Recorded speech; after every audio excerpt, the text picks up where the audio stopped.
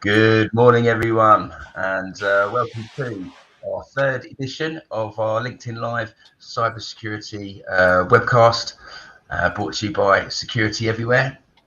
Unfortunately, the main leader, Francis, is unable to join us today. He's off on his holidays, so you're left with me to fill the gap. I am the security manager for Security Everywhere, so I work very closely with Francis in order to deliver the cybersecurity services to our customers. But we have a passion about being able to share and to educate and improve the knowledge out there so that we can all be more cyber secure and cyber safe, and we can all help to look after each other.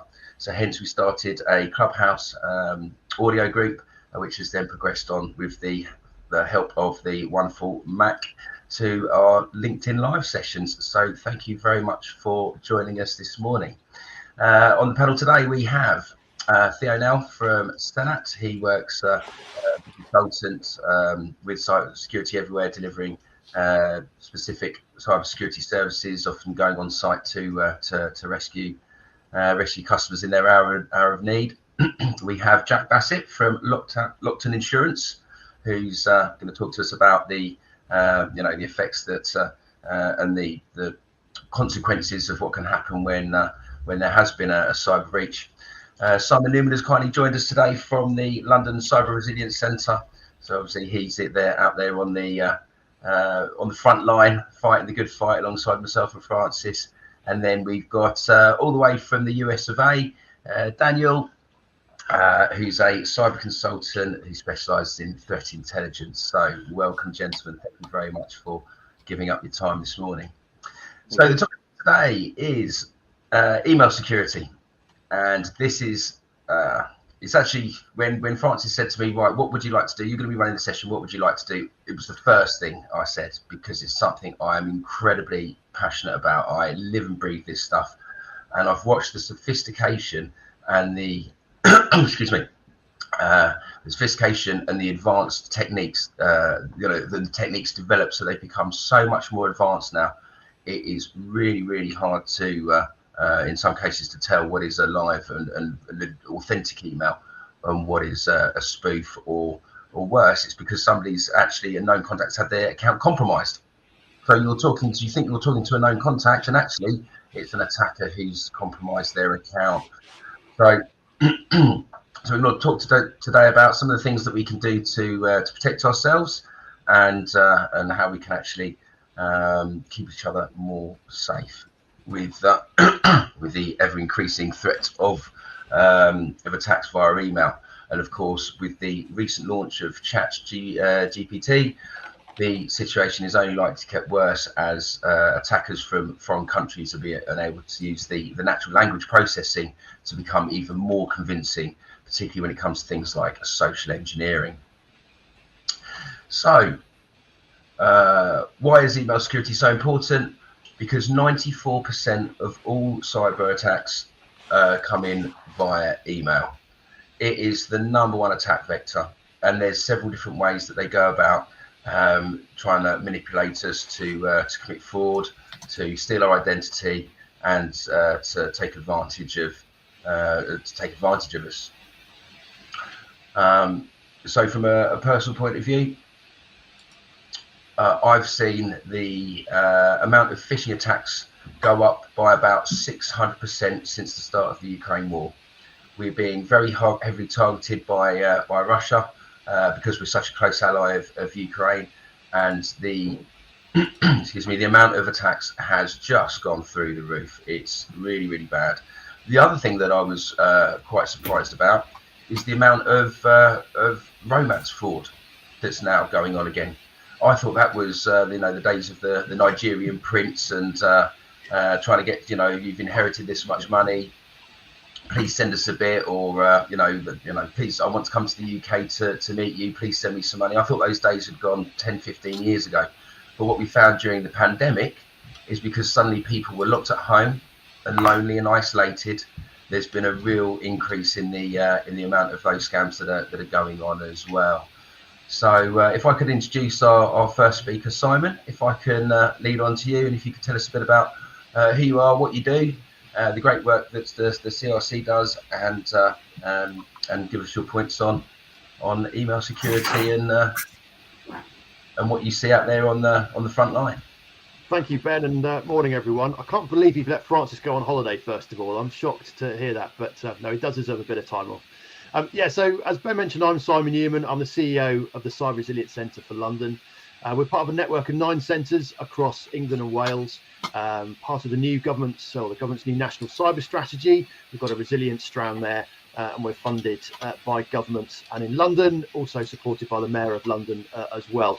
Focus for us is on SMEs, so very relevant for today, and helping them really reduce their vulnerability to common cyber threats, of which email security, as Ben quite rightly said, is one of the major things that we see. Some really interesting stats you mentioned then, Ben, and I guess just sort of starting off in terms of what we're seeing and also what perhaps government and policing are seeing more broadly. So you're right, phishing is still the number one most common and the most disruptive form of attack that we're seeing. And I think it's worth just pointing out that in our view, criminals generally are opportunists. So it's interesting when you're talking there about this idea of romance frauds and others being on the increase as a result of pandemic. Criminals are very good at identifying current trends, people's concerns, fears, etc. They latch onto that very quickly, and they adapt, and then are able to commit some pretty horrific crimes based on exploiting people's vulnerabilities at times of crisis and worries. What's really worrying as well, and if we use perhaps the government's cyber breaches survey, which was published a couple of months ago, and some really interesting statistics in there, not least that one around phishing, which you refer to, but also a concern that general cyber hygiene among small business in particular seems to be getting worse. So we estimate that around about 1/3 of businesses have suffered at least one cyber attack or breach in the past 12 months. But what the report says is that they think businesses, and certainly those at the smaller end of the scale, are much less able to spot whether they've been a victim of an attack than they perhaps were a few years ago. Now, there are a few reasons for that. One of those reasons is, understandably, we're in a cost of living crisis, which is happening not just in the UK, but internationally as well. We're recovering from the pandemic, and understandably, businesses perhaps are prioritising staying alive as more important than boosting their cyber resilience. So we're seeing cybersecurity dropping down a little bit in terms of priorities, and that's again making perhaps businesses less able to spot some of those threats. And as you said, email security is one of those areas that the attackers are coming in. So first of all, that's something that I think is a really interesting trend as well. One of the other things, and maybe we'll talk about this in a bit more detail perhaps with some of the other guest speakers here, but there's another really interesting statistic from the cyber breaches survey, which says that just 1 in 5 businesses do any form of security awareness training. So when we talk about email compromise and email security and what to look out for, only 1 in 5 businesses actually do anything about it. So they don't train their staff, they don't help their staff for the simple things to look out for. And that's a real risk and a real area of concern. And certainly in the centre, we're working with City University and some PhD students there just to try and understand a bit around the behaviours of business, about what are the triggers that will hopefully improve the way that they respond to these types of threat. And then the final thing I just wanted to say, perhaps before handing over to others, it's really interesting, and I sort of understand you're talking about sort of evolving threats and different things we're seeing. Criminals are clearly getting better.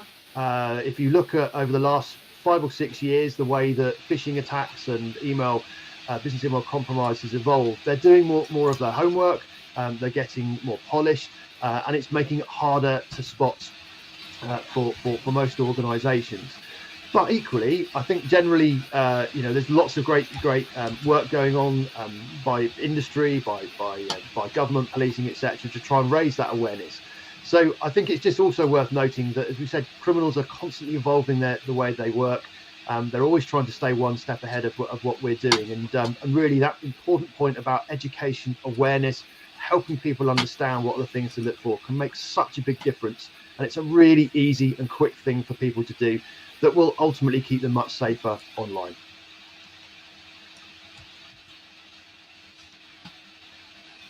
Lovely, thank you, Simon. Right, Daniel, if I can come on to you, and obviously from a consultancy side, you're working closely with businesses. So if you could tell us about a bit about what you do and what you've seen with the email security and some examples of what you're actually doing out there to help businesses. Yeah, thanks so much, Ben. Primarily, my expertise when it comes to small and medium businesses is I design cyber exercises, help them understand the threat by kind of doing the fire drill for them, right? Let them see what these threats look like. It's some of the security training that Simon was mentioned. I do it mainly for leadership. I think as a business grows, it becomes a bigger target, and if they don't do the things that get in and solve for that, your IT guy doesn't have the skills to fully protect you the way a cybersecurity professional would. So you should definitely be looking for solutions in that space. I think, yeah. I think we're getting a bit of feedback from Mac, maybe. Let me see. Sorry, it's distracting me a little bit. Anyway, perfect. Thank you so much, Mac. Yes, that's one of the things that I do. Also, I in designing these exercises, I leverage my cyber threat intelligence expertise. Right, the people who are attacking you are also very business minded. They want to compromise as many people as quickly as they can. They don't want to waste their time. One of the things that I look at is what are the social engineering trends, and they go both directions, right? So, one, if I can actually sound like your boss and tell you to buy, $5,000 worth of gift cards and send me all the codes, that's great. If I can convince you I'm your boss, and I think some of the AI programs can help them do that, right? You could send sample emails from the person and say, craft me something in this language so that it fixes the grammar and other issues that scammers might get into if they're not well educated or if they're from a foreign country. The other side of that is, let's go back to the Nigerian prince scams. In those cases, they need you to successfully make bad choices so that you end up sending them money. So in that case, sometimes sounding legitimate up front wastes a lot of their time. So sometimes, they come across as, they only want the truly incredibly gullible to take that first step with them because they need them to go through all the hoops and send money. So in that case, there was a scamming group, I think, out of the UK that when they said that they were from the UK, nobody, they got a lot of time wasted. So they went back to saying, even though they weren't in Nigeria, they said they were from Nigeria so that they could get those people to click. So I think AI is going to be something you need to watch out for. Again, I would refer back to Simon. If I've never seen a scam email, if I've never heard that anybody asking me to send gift card codes is a scammer, if somebody wants me to pay for some cybersecurity services by buying, throwaway credit cards, preloaded, those are all big red flags. And if you haven't done the training with your people and they're not looking for those things, build in some checks, right? If I am asking you for something more than $250, send me a text, call me, something besides referring back to what you just got. Right? So that's what I've got, Ben. Pull me back in if you need me. Lovely, thank you, Daniel. And you make some very good points there regarding the social engineering, because from my point of view, what we see a lot of is the where new employees, they post on LinkedIn, I've just joined this company, and before you know it, they've had 2 or 3 emails from spoof emails pretending to be the managing director or a director, because all the attacker's got to do is go and find this information. They have automated bots that just go through looking at LinkedIn profiles for any new activity. Then they'll see the new company. All they have to do is look on Companies House and they can get a list of the directors. Very often, the directors' names may even be listed on websites. Then it's fairly, from the spoofing point of view, the one we tend to see, which is most dangerous, is what's called typo squatting. So that's where they'll actually register a domain, but instead of an O in the name, they'll use a 0.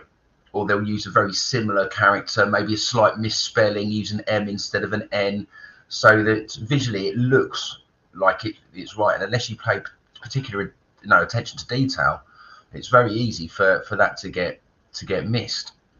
And then before you know it, the new employee thinks that they're doing something good for the boss. They obviously want to please them. They're new. They want to be able to make a good impression. And then you've got the social engineering, which then it triggers the irrational side of your brain. So you've got something from the boss, and suddenly it says urgent, you must, I need you to. And suddenly you're thinking, right, it creates that sense of urgency. So suddenly you're thinking with the irrational side of your brain, not the rational side. And that's when you're most vulnerable, because it's actually got you to think in a different way than you normally would. And it's like you said, Daniel, that they become so advanced and so clever at these techniques, because they don't just do it to one person here and there. They're doing this constantly. So their technique methods evolve. What has worked, what hasn't worked, what can we then do what they then, the successful ones, they'll repeat and modify it again and again and again. And it's just literally using the information that's out there. Like you said, they're more polished. They do their homework. It's not just send out spam to compromise an email account and then send out spam to all the contacts. They're actually there waiting and watching. So again, another thing we've seen more often now is when an account is hacked, that instead of just sending out 200, 300 emails to all your contacts with a phishing link, they're actually sitting there watching an email communication. And then they might be 4, 5, 6 emails deep in a thread, and then they'll jump in, because they're using the fact that you think you're in a conversation with a known contact, that it's safe and secure because you've been having this conversation over a number of days. So again, they've used that to socially engineer that you've got that sense of confidence in the communication, and that's when they suddenly slip in. Oh, by the way, did you know we've got a new bank account? Please, can you send the invoice to this one instead? And boom, you're done.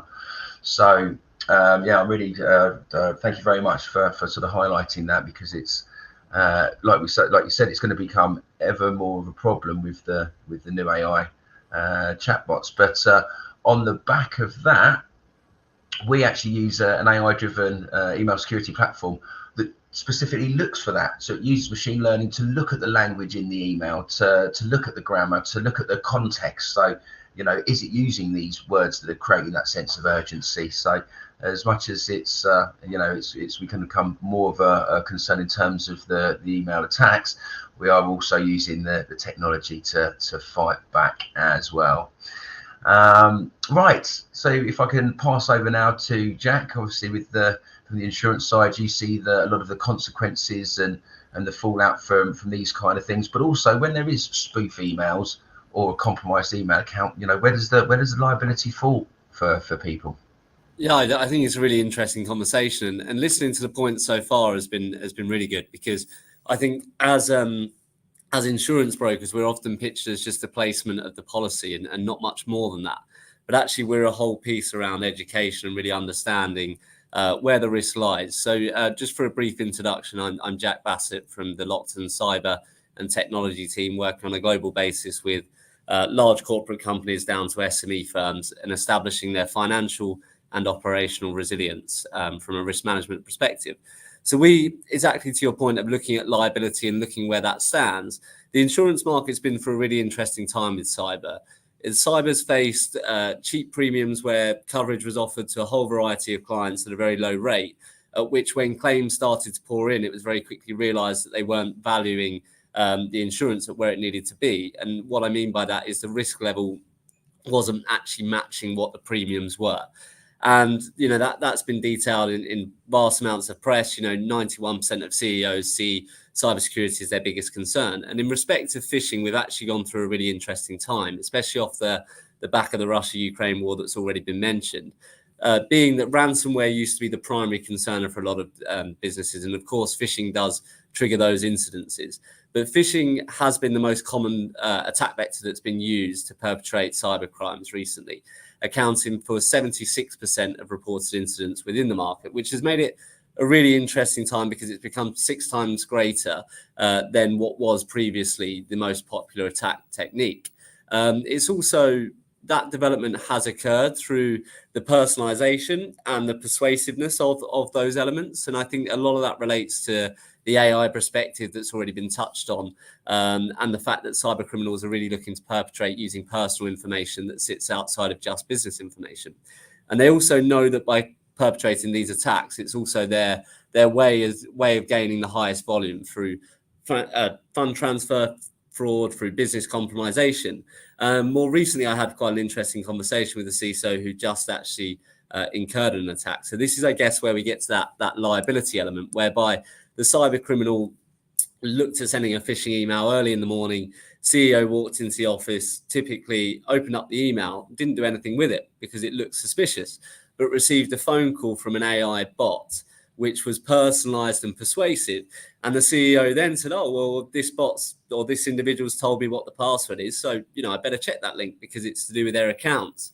So he clicked in, and then what the attack perpetrator decided to do was sit within the system for 72 hours and send everything that was from a certain domain to the junk box, which correlated to them then sending invoices and so on. And we all hear these stories every day. Luckily, the cyber policy was in place because ransomware was demanded and so on to actually get out of the system. But the most important part was the liability, not only from a reputational harm perspective, from a legal investigation perspective, from an incident response perspective, and many others. But the most important part that saved the client in that respect was that they didn't store their cyber policy on their computer. And this is one of the biggest elements that we say, because when an attack happens, the one thing that's blocked is your computer system. And often these are driven by phishing attacks. And if you've got email chains relating to your cyber insurance, that's often where a cyber criminal will first look, because if someone is insured, liability, of course, sits with that first party. And a cyber policy will cover first party, third party, and also incident response. And each insurer will vary in terms of what they provide. But the cyber criminal, most importantly, wants to know what's the most I can get out of this business. And if they know they have a cyber policy that sits with a limit of £2-3 million, of course, that's targeted instantly within a ransomware claim, because they know that they can get the volume there, get in and out, and insurers would look to pay in certain stances. And insurers are doing a lot of work at the moment around, with regards to phishing, looking at it's the biggest attack vector. How do we actually put layers in both prior to and after the event in terms of working with the governments to actually get that fund transfer fraud money back? So it's a really interesting phase that we're in at the moment. And I think Simon touched on this earlier around the people element and the cyber training.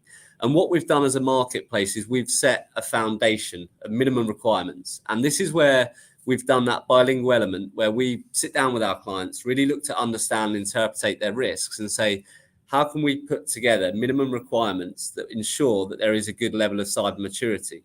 And a lot of that will sit with the people element of the business, because CEOs will often say, my biggest risk is if one of my employees click on an email.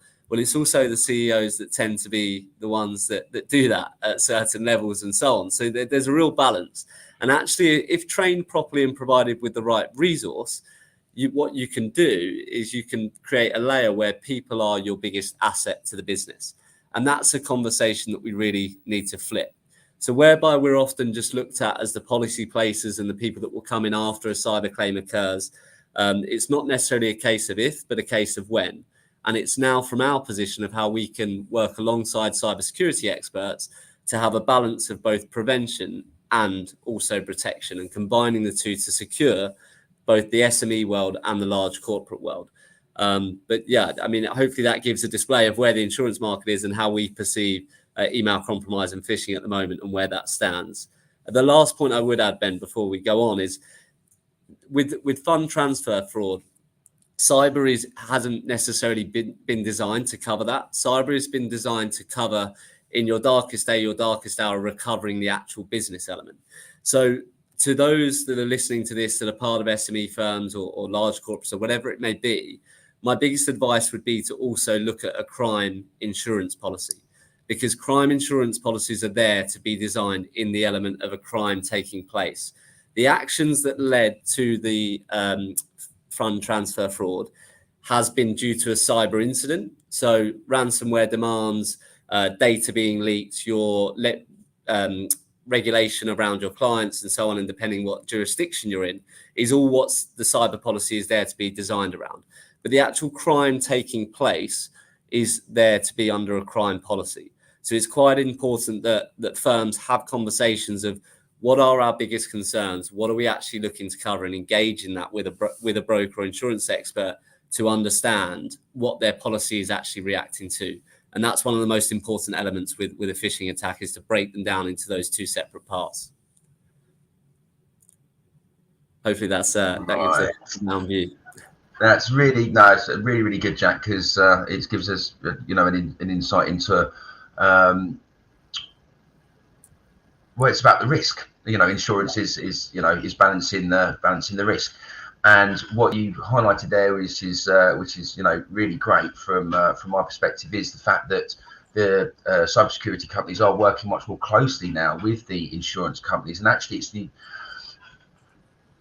we, from a cyber professional's point of view, struggle with what's often known as the ostrich effect. It won't happen to me. I'll bury my head in the sand. They'll go and listen to one of Francis's talks at one of his, seminars or conferences, and they'll go, "Oh, Francis, we must do something about it. We must do something about it. I'll definitely give you a call tomorrow. And we never hear from them. And then you might follow up or bump into them a few months later. What are we going to do? Well, I do realise it's scary, because at the time you get that emotional connection where, from the information that you're getting. But then it's the thought of having to deal with it, and how you deal with it is outside of, what most people were, are ready to deal with. So you get this, oh, it won't happen to me. It's, I'm just going to forget about it and hopefully I'll be all right. So now we've actually got you guys from the insurance side actually helping to drive this forward to say, look, we need to cover this. There is a risk. So Where is your risk? How exposed are you? How can we mitigate that risk? So actually, rather than just, like you said, it's more encompassing than just providing a policy. It's actually helping to drive through a much better cyber hygiene and cyber awareness across the board. I couldn't agree more, and it's exactly that, of saying, look, it's cyber as a service, not cyber as an insurance policy, and we're there to help businesses understand what is my operational resilience, what is my financial resilience, and gain a balance between the two, and that's where we also lean on experts like all in this group. Yeah, lovely. Thank you very much, Jack. Right, Theo, I'm going to move over to you if you'd like to give us a bit of information about who you are and what you do, and if you can maybe go into a little bit about what we can start to do to protect ourselves. Sure. Thank you, Ben, and good morning, everyone. So, Theo Null, I'm the Managing Director for Sept.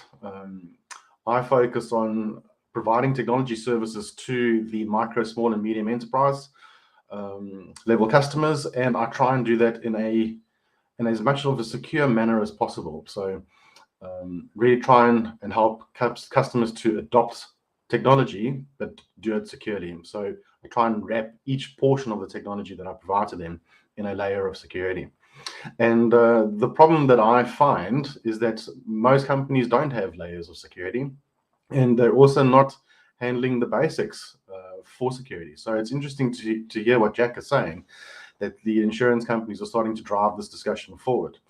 Cyber Essentials from the NCSC or from government has been driven since 2014. And if we look at what the adoption rate is, we're currently sitting at 30,000 companies in a marketplace that's got 5.5 million businesses that have adopted Cyber Essentials. So I'd really like to understand how we get that adoption rate to increase. And I think the best way to do that would be through the insurance companies driving that discussion with their clients to say, if you want insurance, this is what you need to do. Some of the technical measures, you're talking about email as a business email compromise or as your largest attack vector. Most companies that I deal with do not have the basics in place. Now, it's going to be a bit more technical, the discussion, but they don't do things like SPF, which is your sender policy framework. They don't do DKIM. They don't do DMARC checks. So they're not protecting themselves from spoof in the first place. And if you're not protecting your domain, you're leaving yourself open to those attacks. Anyone can send an email as you. Especially if we're talking about AI, these systems are already being automated to do the attacks. And if you don't have those basic measures in place, what are you asking for? And quite frankly, you're asking to get hit.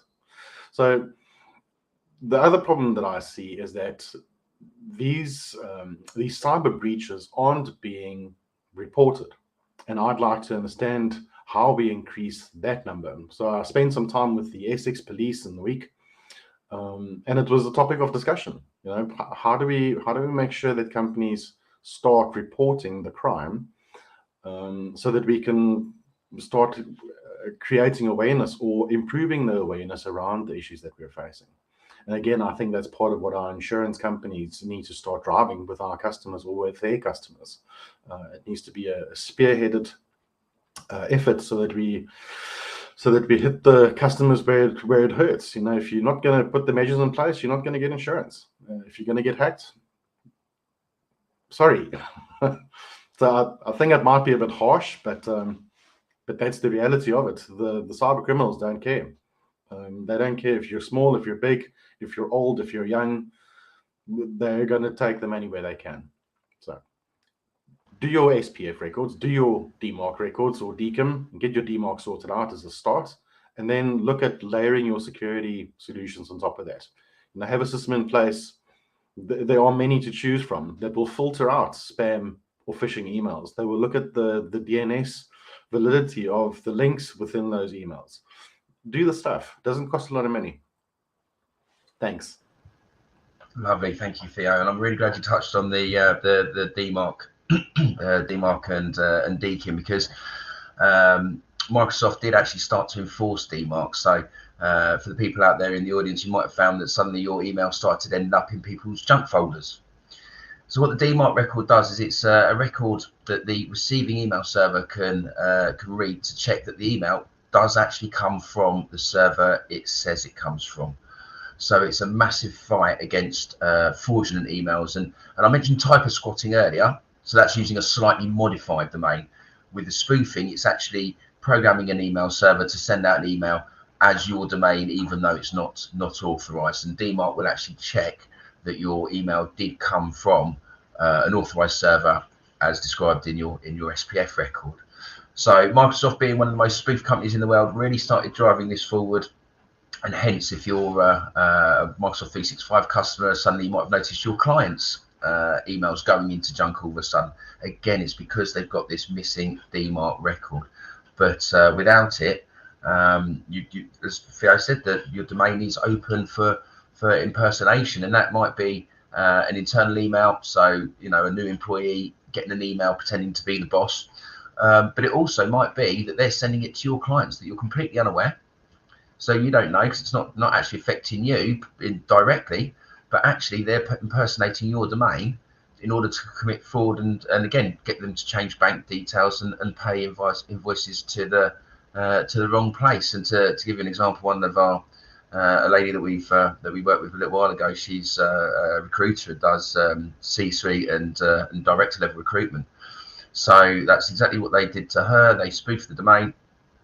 Sent an email saying that this is our new bank details, and just by pure bad luck, she was due to have two invoices paid, both over 45,000 each. So she lost over 90,000, and it was just bad timing that they happened to have invoices to pay. It wasn't even that they'd compromised her account and been sitting there watching to pounce at the right time. It was just opportunist. That they said, oh, this is money bank details, da da da da. But if for something as simple as having that DMARC record in place, would have stopped it, because the receiving email so would have said, well, that's failed its check. So straight away, it's a big red flag, and the chances are, if there's a proper security system in place, it's not going to get to to the inbox.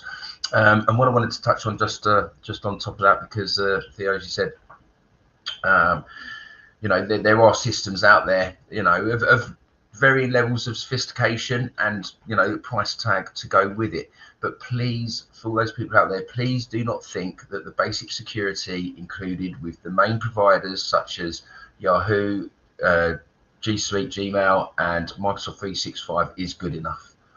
Because while it does offer the very basic provision of security, now that the attacks are getting that much more sophisticated, we're seeing more and more attacks get through past the basic security systems, whereas an actual specialist email security system, which is designed to specifically do this, is constantly being developed and updated to spot new attack vectors or have updates in terms of the new methods that are being used.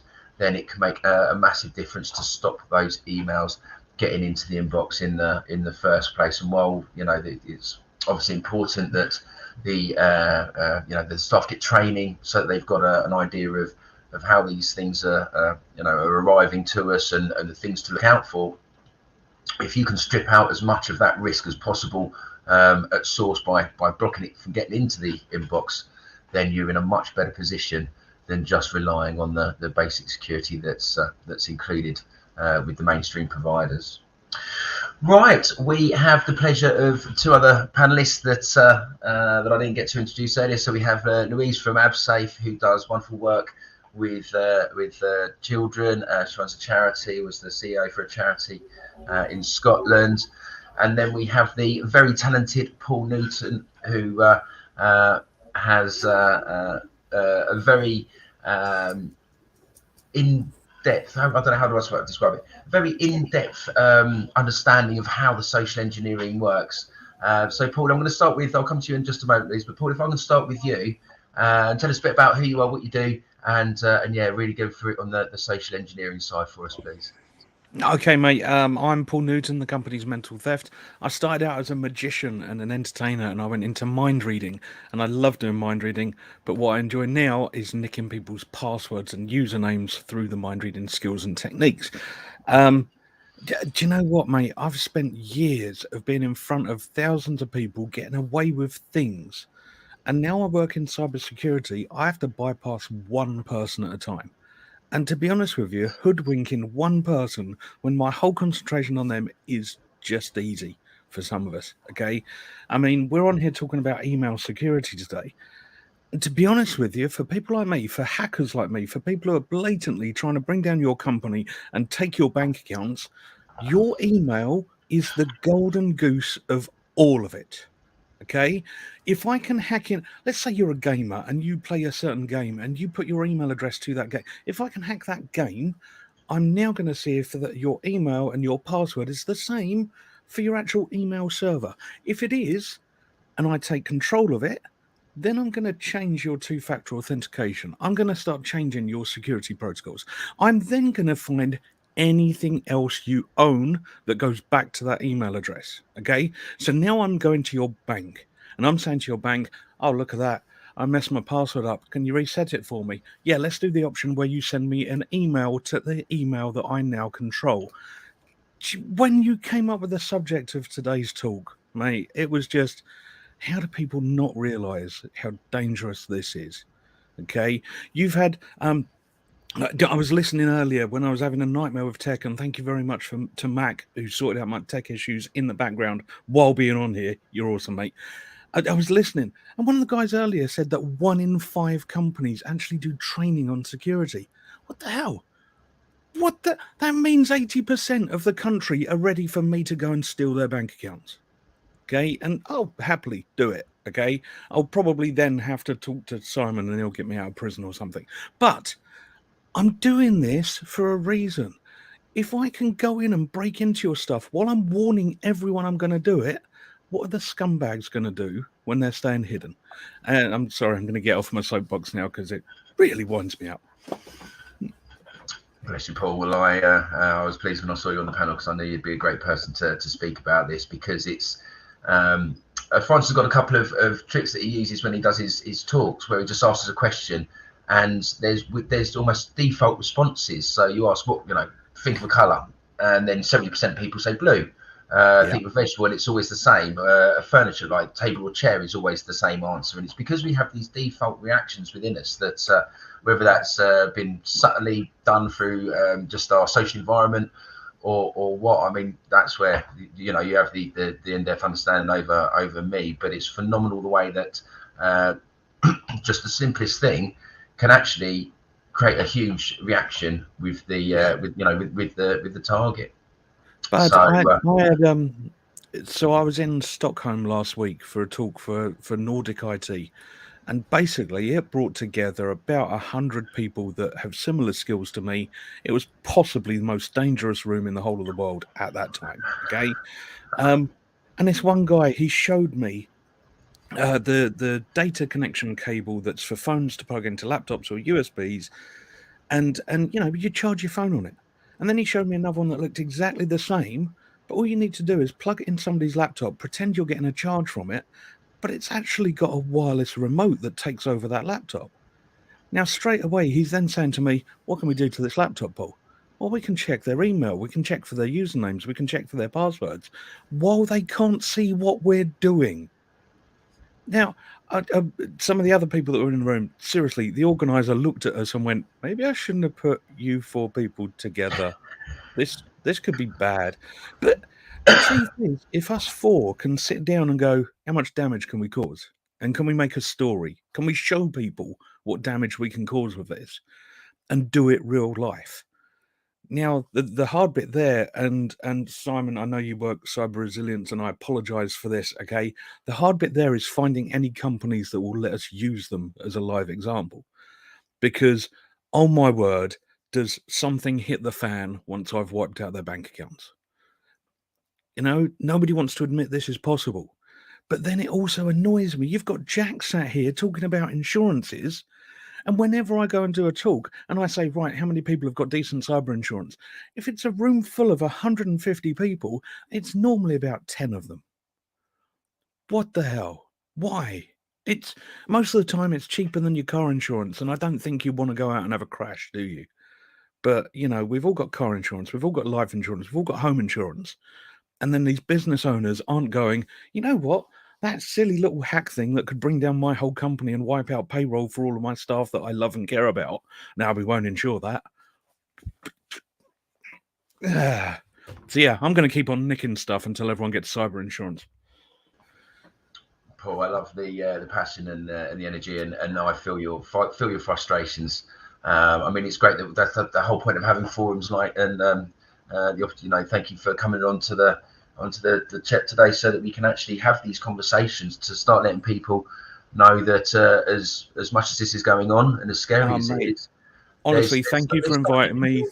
All the guys that you've got in this panel, some absolute legends in this industry, and they're brilliant. And Mac, thank you for helping out in the background, mate. Appreciate it. Right. So, Louise, if you'd like to introduce yourself and tell us a bit about what it is you do and how. And what I was going to ask you to do, Louise, is because obviously you work with young children, is how do they perceive these sort of threats coming through? I mean, obviously they're going to be more likely to be on social media platforms than direct email. But what kind of information are they getting from a young age about the sort of threats that are out there? I don't want to enrage Paul anymore, but constantly young people are not being shown the risk. They don't understand the risk. The more they go down the AI, the TikTok, the Instagram, the more they're separated from it. So they don't see it as a risk. They don't see it as a risk, as a physical risk. They don't see it as an emotional risk, and they don't see it as a mental health risk. So there are very few young people that we've worked with. And if we work with over 2,000 kids a year, I would say probably 0.02% have a context. And that's usually because their parents are police officers or solicitors. So when you talk about what's happening, I know what's coming. So we have a group of scammers that are very, as you said, very targeted, very articulate. That's their job. That's what they do. They're very good at it. And we've got young people that are coming up that really aren't marrying up online and their safety, even from a password perspective, Snapchat maps. So I was talking to somebody the other day that's a doctorate, and she was talking about now on TikTok what they do. If you've liked a picture of a toddler falling over, for instance, and you are a kid, the algorithm is now marrying those two people up. So you've got adults who just need to like a couple of pictures with kids on it, and then they will marry those up with kids. So you have this natural, well, it's not natural, but you have this algorithm that marries vulnerable young people, because every young person is vulnerable to an extent, with predators online. So then they'll say, oh, I really liked your dance. Why didn't you do that in a t-shirt? You can see where that's going. So the simple things just around password protection, about, you know, making sure that their profiles are private too. On TikTok now, their algorithms are matching these two people just by liking that picture, will then link you to young people with similar pictures. So it's much more I suppose it can feel overwhelming, but it's like you point, if you do the simple things first and get used to that being part of your daily, like you get up and wash your face, you brush your teeth, do a bit of cyber cleansing in the morning, make sure that you know that your privacy settings are set, make sure that you, and people say, oh, it's really simple, but like Paul says, people aren't doing the simple things either. So don't go complex and feel overwhelmed by it, because that's why we have people like you lot on this panel, who are amazing, by the way, and I don't feel I should be here. But you have people that can help you with that. But you have a responsibility to do the simple things. So I'm a CEO of a charity, so I do the simple things. I make sure that, you know, that we have a system in place. I mean, we only have a small team, but I pay for insurance, cyber insurance, and I also pay for an IT guy who does my cyber safety. So even though we're a really small charity, I have all that in place because I value our privacy, but I also value other people's privacy that are linked with our charity. So we do the simple things first, you know, making sure your passwords are set to a reasonable amount of characters will then, and you know, Francis talks about low-hanging fruit. We talked about the kids, but finally, before I go, what we do is always update our cyber safety set. So we teach kids about cyber resilience, cyber safety. So now what we've done is we now get them on a journey where they have to pick out information and then create a person. So we're trying to make it real for them. So, you know, your great aunt's posted happy birthday, Jim. So you work out the birthday, you work out his favorite pet, you work out the team he supports. And it's a bit like what Paul does, but on a very simplistic level. Then you get them to start thinking the information they put online is real information. Because at the moment, they don't make those simple links. They just think it's, I don't know, it doesn't go anywhere. But we know that people are sat there watching and waiting. So yeah, that's kind of where we're at. But the simple answer to your question is that they don't know. Lovely, thank you, Louise. You make a really good point there about the lack of connection between our data, and because it's not a material thing that's in front of you, you don't have the same kind of emotional connection. And particularly once it's posted, it's then gone, it's forgotten, it's out of mind, and that in itself is one of the issues that we know, and the challenges that we need to overcome. But Francis and I did a careers event. So this is you know, sixth form children, so 15, 16, 17 years old, and they didn't have a clue. More worrying than that is when we were speaking to some of the teachers, they didn't have a clue either. And I know that you get IT in IT lessons in schools, but obviously, you know, it's an option. You have to choose, or there might be the basic IT provisioning, but it shouldn't be done. It should be done as part of the I know we used to, what do you call it, but as part of the curriculum. Yeah, actually, you know, as part of where you have your tutorials, you know, where you cover just general sort of social topics. Yes. It needs to be in there, so that it's actually being done from a very low level. Right, Mac, thank you very much for making me aware. We are ploughing through time like nobody's business this morning. I can't believe how quickly it's gone. Mac, do we have any questions? Someone's asking about LinkedIn and outreach. So cover the basics of LinkedIn outreach that ends up in your inbox via LinkedIn. Yes. So one of the big challenges that we have today is, you know, when it comes to LinkedIn, and not only LinkedIn, all social media platforms, is the number of fake accounts that are created out there. And the danger of that, and I'll just give you an example of something that happened to me, but it happens to people all day long. As we know, almost everybody has, I'm sure at some point, been approached by somebody who is selling Bitcoin or something, on LinkedIn, or trying to sell some form of services. And I tend to follow a lot of very high profile individuals around the world. And one of the people that I was following was a CEO of Ethereum, one of the coins. And when I was following him on LinkedIn, his account looked pretty real. And I was checking out posts, but very quickly, because of all the things that I've learned from people like yourselves on this panel, I started noticing that there were some things that were just not aligned with typical things that he would post on, say, Twitter, as an example. And I thought, okay, this should be fun. Let me play around with this a bit. So I started a conversation with this individual, post them accepting my LinkedIn request, which was very unlikely that they'd accept my request straight off the bat, but they did. And that for me was one alert straight away. So, a flag. And then I checked the spelling of their name on LinkedIn, and he had a different nickname on LinkedIn than what he did on Twitter, as an example. So then what I did is, one of the things I did is on Google, you can go and search an image, as an example. So I took his profile picture, put it through Google image search, and found 9 different profiles for him on LinkedIn, each one with a slight difference in how his name was spelt. And an abbreviation of his name, then a full version of his name, then a slightly different. And most people just wouldn't notice those little things. Now, one of the things that, if you suspect something like this on LinkedIn, you see something suspicious, the beauty of it is you can go and report it. That individual doesn't know who reported it.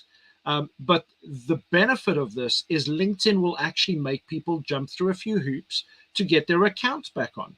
So they'll ask them for things like an address, proof of address, and a proof of passport. So, the worst cases, and I've had this happen to me, where somebody reported my account because they just wanted to be safe. And I'd rather have somebody do that, and this was maybe 5-6 years ago, and I had to submit my passport as evidence.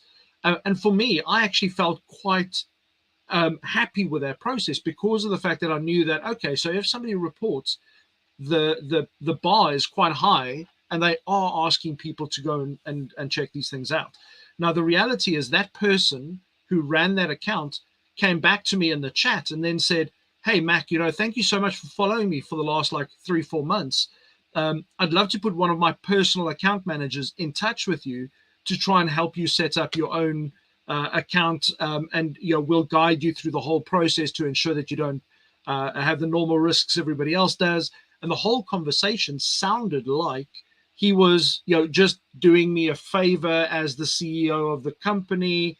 But the reality was, when I reported and I sent him the links on Twitter to the 9 accounts, he was shocked that he had 9 people impersonating him. So, little things like this, and it ends up in your inbox because most people on LinkedIn set up their notifications to go into their inbox. So they get the message, and the links are then straight into your email inbox. And you think, well, it's come via LinkedIn, it must be safe. You click on that, and that's where the ball starts rolling. So I could talk about this for hours, but I'm conscious of time. So I'm gonna hand that back to you. But please, don't be afraid to use the report or block option on LinkedIn. Because the worst case scenario is at least they get taken off, and if they are who they say they are, they'll get put straight back on, and at least they've been alerted that there's something dubious about their account. Right, thank you, Mac. Right, well, we are coming up to the end of our hour. It feels like we've only been on for 15 minutes. It feels like we're only just getting started, really, and we've only just touching the tip of the iceberg with this. So just to bring it to a conclusion. So yes, this stuff is happening. Yes, we see it become more sophisticated. Yes, we're seeing a massive rise of the attacks, but we can do something about it. That comes in the form of training. It comes in about investing a bit in a proper email security solution. Obviously budget is a consideration, but where's your risk? What are you going to lose if you don't take, for the sake of a few pounds now, it could save you thousands and thousands later down the line.